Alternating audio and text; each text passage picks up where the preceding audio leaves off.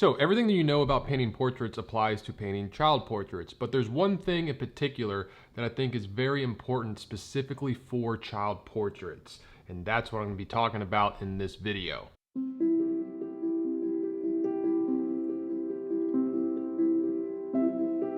All right, welcome to Paint Coach. My name is Chris Fornatero, and I'm here to help simplify oil painting so that you can get better faster. So as most painters do, I struggled a while with painting child portraits. Whenever I'd get commissions, I would always hope it wasn't like a little kid or a child because they were always so hard to do. And I've had a lot of students ask me, can you make a video on doing child portraits? Whenever I try them, they always come out looking older than they are, or they just don't look right. And I don't know why it's just so much more difficult than painting adult portraits. So the main thing that you need to know about child portraits that is so important is you need to be able to identify and handle very subtle shifts in value. So the way that this video is going to go is I'm going to get more in depth on what exactly that means, and then I'm going to show you a demonstration. So subtle shifts in value, what does that mean? Let's break that down. Well, value is how light or dark a color is. So if I take this painting I did and I put it in black and white, you can see that when things shift from dark to light, it is very, very subtle. There is very little difference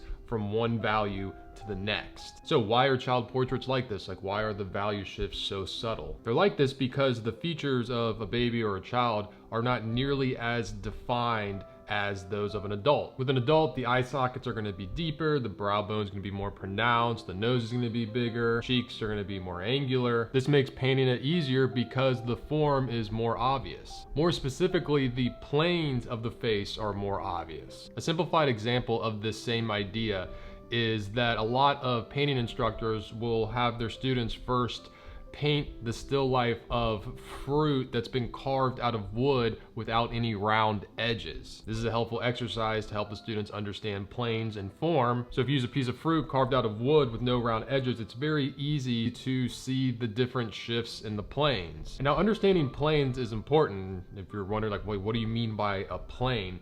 A plane is the change in direction on the surface of any object. And see, unlike sculptors who are working in 3 dimensions, and if they need to create a new plane, they can physically carve away at the clay and make a different plane, we have to do this on a 2-dimensional surface. So the only tool that we have to use to create these plane shifts is value.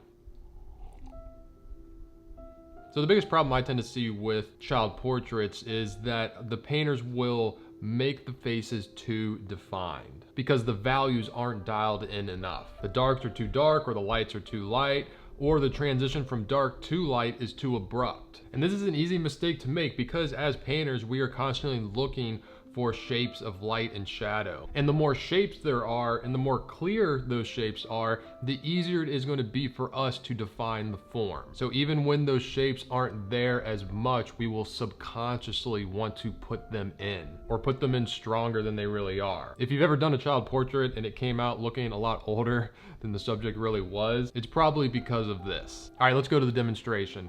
First off, I tone my canvas with a neutral wash. I do this with paint and a lot of paint thinner. I brush it on, then wipe it with a paper towel. And this is really helpful because it helps me start on a neutral value. It's not too dark, it's not too light. I'm starting in the middle of the value scale. So it's gonna make it a lot easier to judge my values, which is very important with child portraits. If I started just straight on white, any single value that I put down is gonna look dark because it's right next to white. And then I work on getting an accurate drawing. I always say there's a difference between accurate and detailed. You can see I don't get very detailed. I care about being accurate on where things are. Now, if you struggle with drawing, I'm actually working on developing a drawing specifically for oil painting kind of mini course. If you don't want to miss out on when I release that, I'm building it right now. Sign up for the Paint Coach newsletter, which the link is listed in the description below. So after I get my drawing, I actually block out the face in just 2 values, light and dark. Now, yes, this is all going to be about subtle value shifts, but not at the start. I always start big and then work small. Don't rush to developing one area too fast.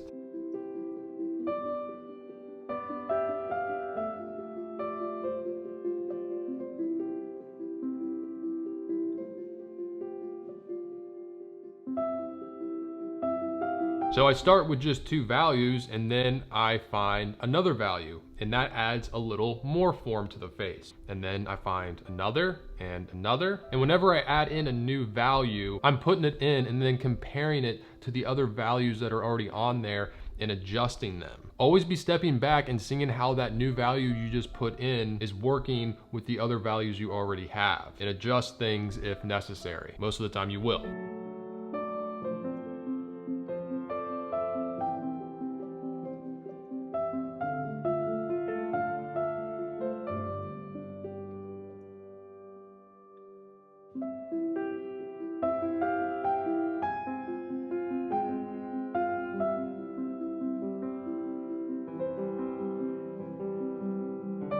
Now, a majority of my time on this portrait was spent finessing the values. I'd put a value down and either adjust it or work the transition between it and the other values around it. Now remember, this is very important because I can't have any real harsh transitions in certain places or the face is gonna look too defined. I always say oil painting is a lot of pushing and pulling, and this is a great example. You know, just because I work one area and figure it out and move to another area doesn't mean I'm not gonna come back and have to redo that area that I just did. That's all part of it. I'm constantly putting in new pieces of the puzzle, which are causing me to adjust other pieces of the puzzle. This is why I like to work the whole painting. I don't stick in one area too long. And whenever I add in a new color or value, I know chances are I'm gonna have to adjust something that's already on there.